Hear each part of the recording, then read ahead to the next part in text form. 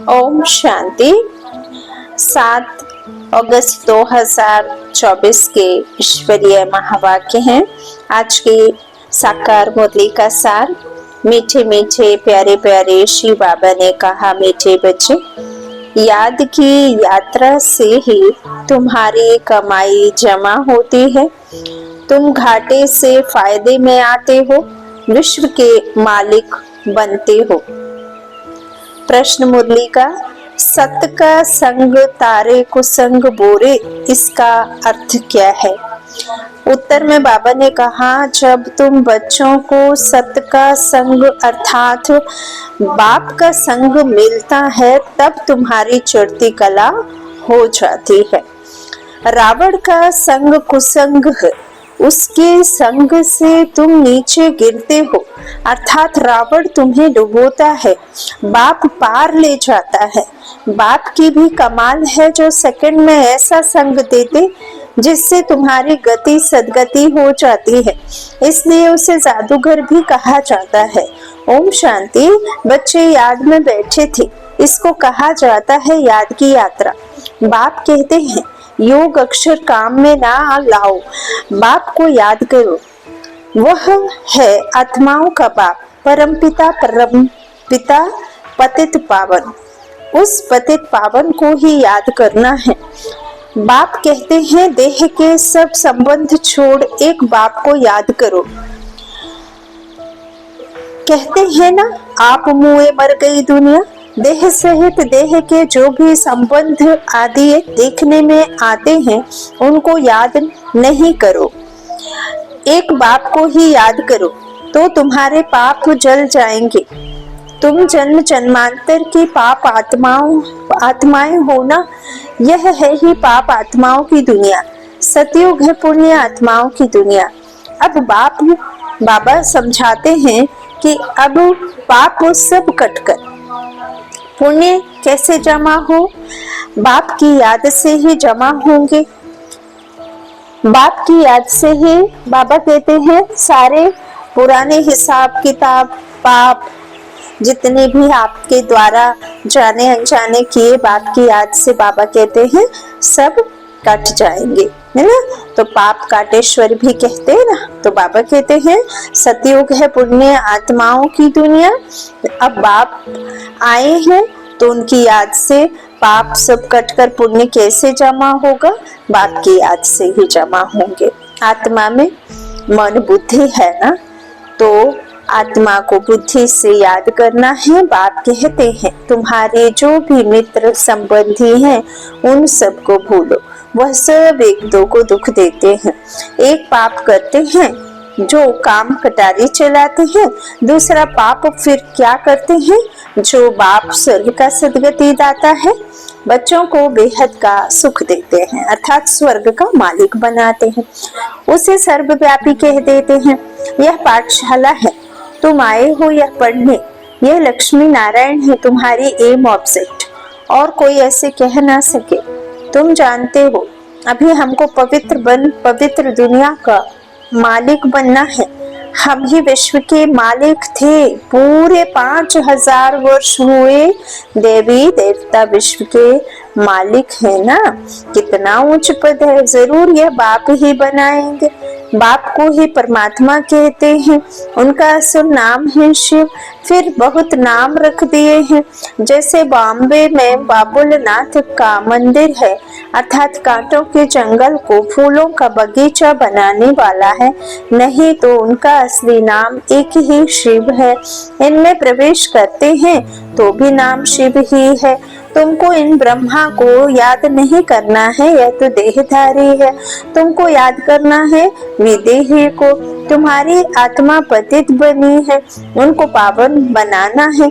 कहते भी हैं महान आत्मा पाप आत्मा, महान आत्मा नहीं कहते हैं। अपने को परमात्मा व ईश्वर भी कोई कह ना सके। कहते भी है महात्मा पवित्र आत्मा, सन्यासी संन्यास करते हैं, इसलिए पवित्र आत्मा है।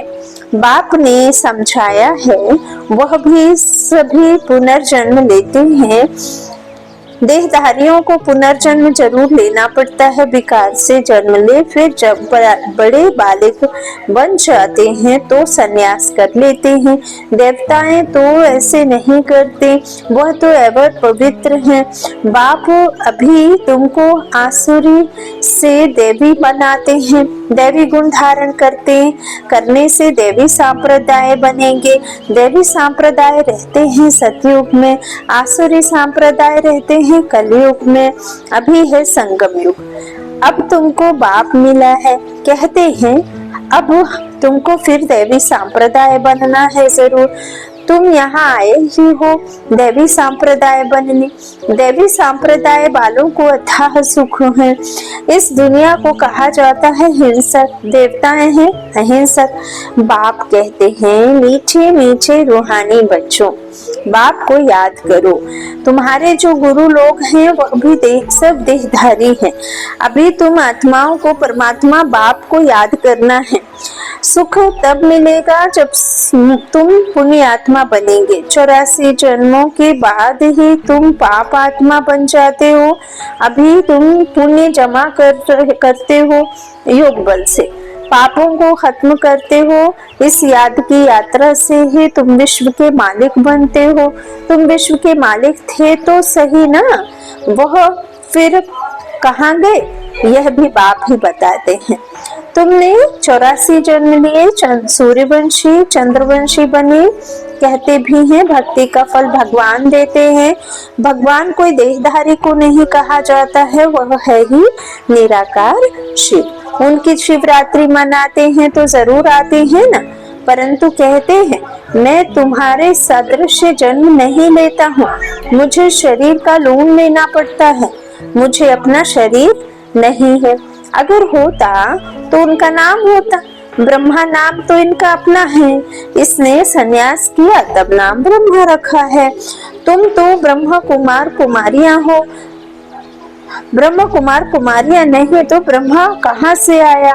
ब्रह्मा है शिव का बेटा। शिव बाबा अपने बच्चे ब्रह्मा में प्रवेश कर तुमको ज्ञान देते हैं। कई मनुष्य आत्माएं पूछते हैं कि कैसे भगवान इनके तन में आ सकते हैं, तो ठीक वैसे ही जैसे प्रेत आत्माएं है ना, जब किसी का शरीर छूटता है तो बाबा ने ही मुरली में क्लियर किया है कि कुछ एक समय तक आत्मा हर एक शरीर को अपना शरीर समझ बैठती है, और जो कमजोर शरीर है वो आकर के उसमें अपना तन समझ के आ जाती है। फिर आपने देखा भी होगा कि उनकी भाषा और वो सब बदल जाते, कहते इसमें प्रेत आत्मा आई ना, तो वो क्या होती है फिर सताने वाली होती है। तो ऐसे ही परमपिता परमात्मा है, वो आ सकते हैं तो आप तरण लेते हैं ऐसे ही, लेकिन ये भगवान है और वो कमजोर शरीर कमजोर आत्मा वाली शरीर में आके अपना घर समझ के बैठ जाती हैं आके, है ना। तो बाबा क्या कहते हैं,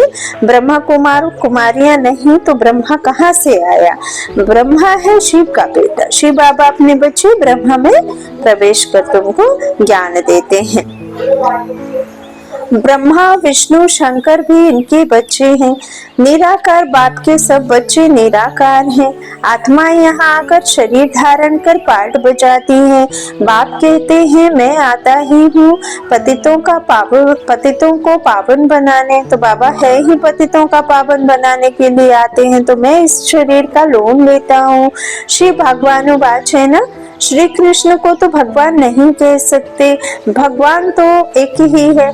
श्री कृष्ण की महिमा अलग है, पहला नंबर देवता है। राधे कृष्ण जो स्वयंवर के बाद फिर लक्ष्मी नारायण बनते हैं, परंतु यह कोई जानते नहीं।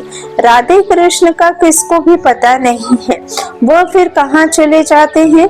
राधे कृष्ण ही स्वयंवर के बाद फिर लक्ष्मी नारायण बनते हैं। दोनों अलग अलग महाराजाओं के बच्चे हैं। वहाँ अपवित्रता का नाम नहीं है, क्योंकि 5 विकार रूपी रावण ही नहीं है ही राम राज्य। अब बाप आत्माओं को कहते हैं कि मुझे याद करो तो तुम्हारे पाप कट जाएंगे। तुम सतो प्रधान थे, अब तमो प्रधान बने हो, घाटा पड़ा है फिर जमा करना है। भगवान को व्यापारी भी कहा जाता है, कोई बिरला उनसे व्यापार करे।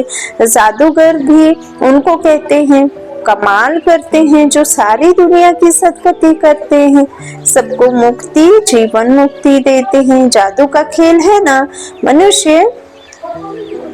मनुष्य को दे नहीं सकता। बाबा कहते हैं इस तरह मनुष्य का थोड़ी कोई कल्याण करेगा, है ना, भगवान ही करेगा ना कल्याण। तो बाबा कहते हैं मनुष्य को दे नहीं सकता। तुम 63 जन्म भक्ति करते आए हो, इस भक्ति से कोई ने सदगति को पाया है? भले फिर कोई भी किसी भी प्रकार से अपने आजादी की लड़ाई में इतने सारे जो लड़ाई में शहीद हुए, तो उनके द्वारा जो भी उन्होंने अपना किया कर्तव्य, जो भी देश के खातिर अपना जान दिया, तो उससे तो किसी की सदगति हुई नहीं ना। तो बाबा कहते हैं यदि कोई गुरु ज्ञान भी देता है तो उससे तुम्हारी सदगति तो होगी नहीं। जब तक परम पिता परमात्मा आकर के ज्ञान नहीं देता तब तक तो तुम दुर्गति में ही हो। जब तक प्रेम का सागर, शांति का सागर, कल्याणकारी शुभ इस धरा पर ना आए, धर्मों की ग्लानी, आत्मग्लानी, बाबा को कितना कुछ कहा, ठिक्कर भित्तर पत्थर में सब में ढोक दिया। तो बाबा कहते हैं कि जब जब इस धरा पर धर्मों की आत्मग्लानी हुई तब मैं आता हूँ, मैं फिर सबकी मुक्ति जीवन मुक्ति करता हूँ। सब दुर्गति में है तो सबको सदगति देने वाला वही परम पिता परमात्मा है। तो बाबा कहते हैं 63 जन्म भक्ति करते आए हो, इस भक्ति से कोई ने सदगति को पाया है? प्रश्न पूछते, कोई है जो सदगति दे? हो नहीं सकता, एक भी वापस जा नहीं सकता। बेहद का बाप ही आकर सबको वापस ले जाते हैं। कलयुग में अनेक राजाएं हैं, वहां तुम थोड़े राज्य करते हो, बाकी सब आत्माएं मुक्ति में चली जाती हैं, तुम जाते हो जीवन मुक्ति में, बाया मुक्ति धाम। यह चक्र फिरता रहता है। अभी तुम आत्माओं का दर्शन हुआ है। इस सृष्टि का चक्र रचयिता और रचना के आदि मध्य अंत का तुम ही इस ज्ञान से नर से नारायण बनते हो। देवताओं की राजधानी स्थापन हो गई, फिर तुमको ज्ञान की दरकार नहीं रहेगी। भक्तों को भगवान ने फल दिया आधा कल्प सुख का, फिर रावण राज्य में दुख शुरू होता है। तो बाबा कहते हैं जो भगत होते हैं वो याद करते हैं, और जिसको याद करते हैं वो भगवान होते हैं। तो तुम शरीर के द्वारा आत्मा भगवान को, आत्मा कौन है?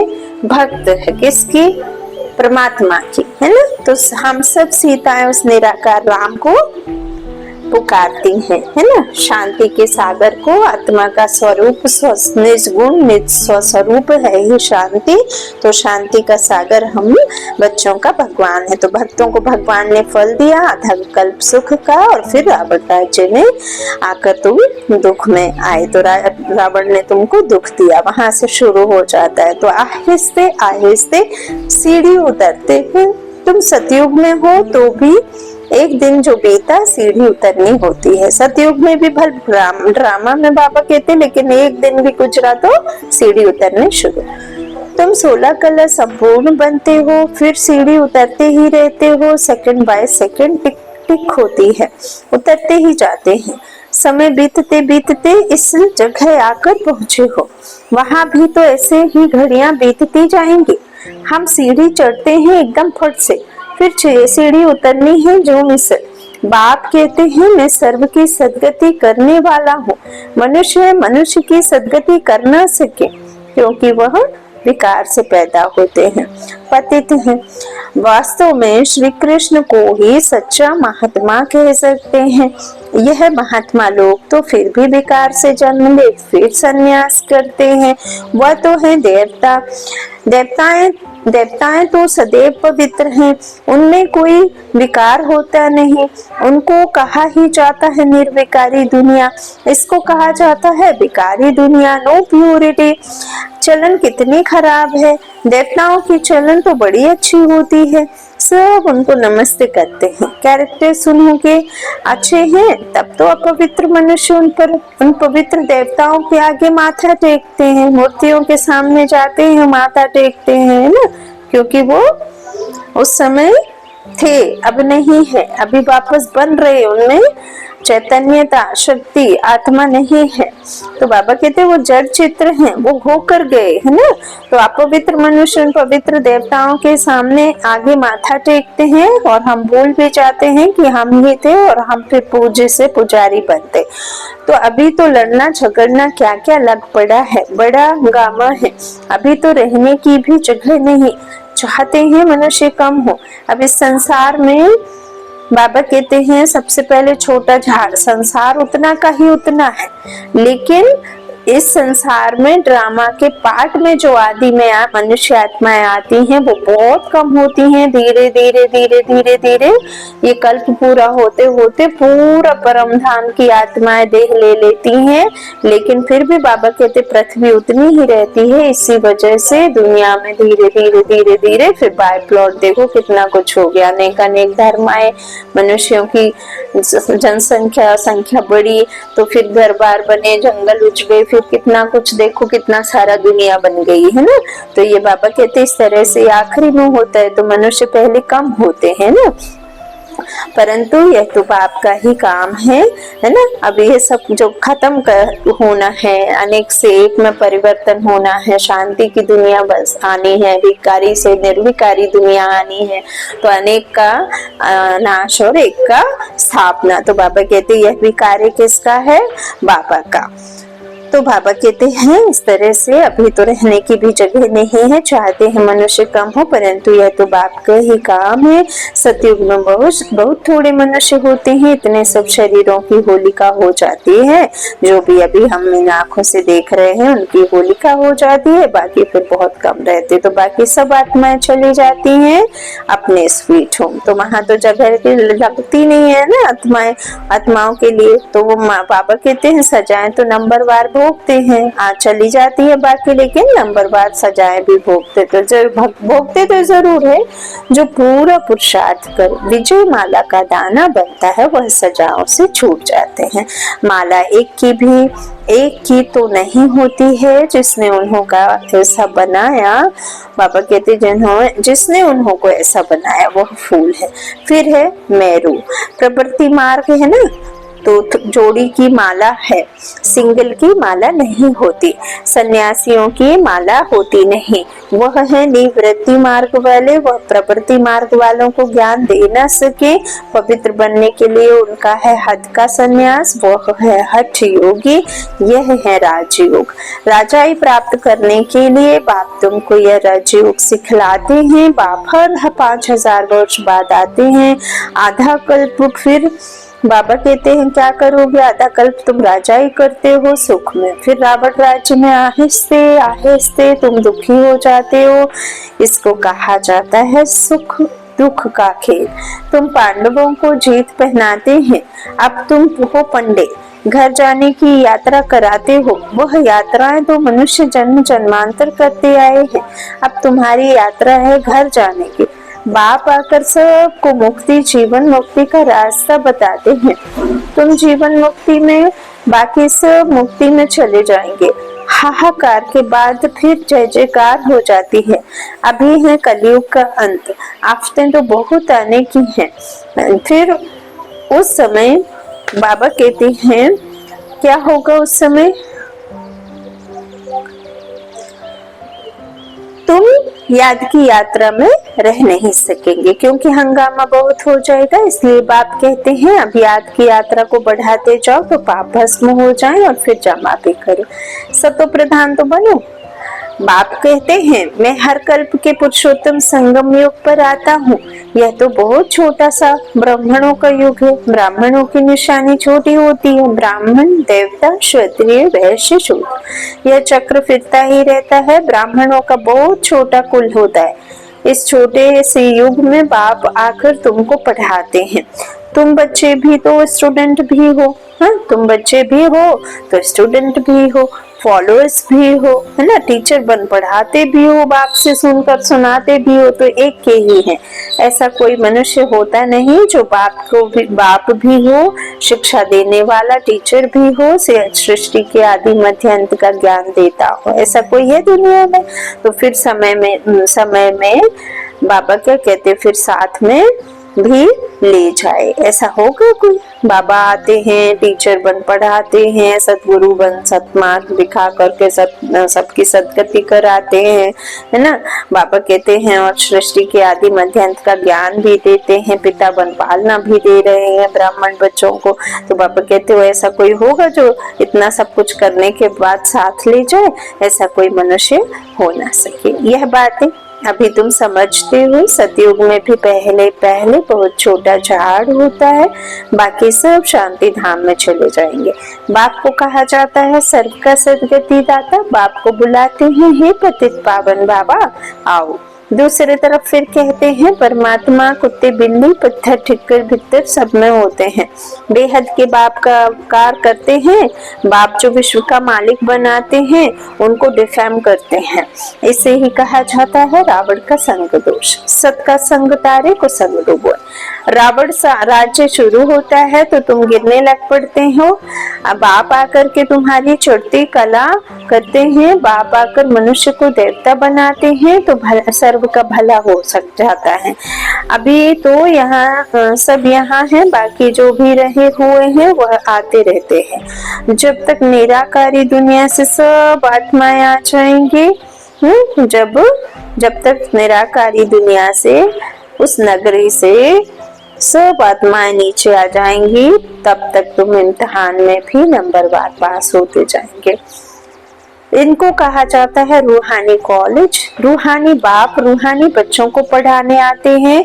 रावण राज्य आया तो फिर शरीर छोड़ अपवित्र राजा बने और पवित्र देवताओं के आगे माथा टेकने लगे। आत्मा ही पतित अथवा पावन बनती है। आत्मा पतित तो शरीर भी पतित मिलता है। सच्चे सोने में खाद पड़ती है तो खाद का जेवर हो जाता है। अब आत्मा से खाद निकले कैसे? योग अग्नि चाहिए, उनसे तुम्हारे विकर्म विनाश हो जाएंगे। आत्मा में चांदी तांबा लोहा पड़ गया है, यह है खाद। आत्मा सच्चा सोना है, अब झूठी बन गई। आत्मा जब पाठ बजाने आती है और आत्मा है ही शरीर शांत स्वरूप शक्ति स्वरूप चैतन्य, तो बाबा कहते हैं लेकिन तुम्हारे में क्या पड़ जाता है? चांदी, है ना, चांदी वाला। बाबा कहते हैं कि क्या है? त्रेता, तांबा, द्वापर, फिर लोहा, कलयुग। तो ऐसे करके तुम कहाँ से गोल्डन एज से चांदी तांबा लोहा तक बढ़ जाते हो तमो प्रधान दुनिया में। तो यह है खान, आत्मा सच्चा सोना। अब झूठी पड़ गई है, बन गई है, वह खाद निकले कैसे? यह है योग अग्नि। ज्ञान चिता पर बैठे हो, आगे थे काम चिता पर। बाप ज्ञान चिता पर बिठाते हैं, सिवाय ज्ञान सागर बाप के और कोई जान ना सके कि ये ड्रामा कैसा है। ज्ञान चिता पर बिठा ना सके।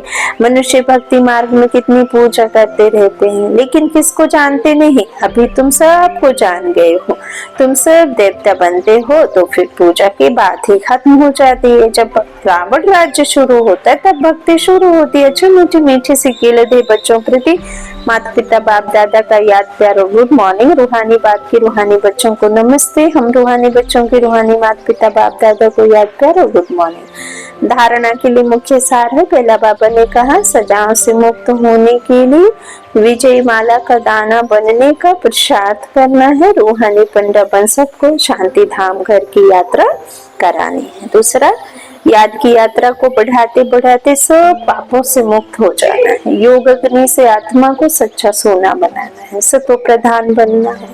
वरदान, हर घड़ी को अंतिम घड़ी समझ सदा एवर रेडी रहने वाले तीव्र पुरुषार्थी हो।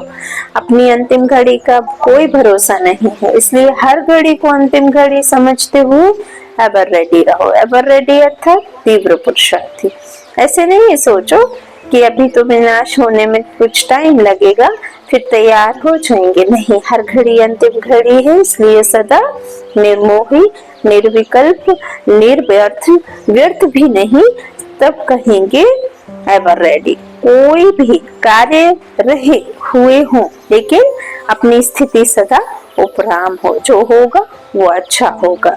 स्लोगन, अपने हाथ में लौ उठाना भी क्रोध का अंश है। अपने हाथ में लौ उठाना भी क्रोध का अंश है। अच्छा, ओम शांति।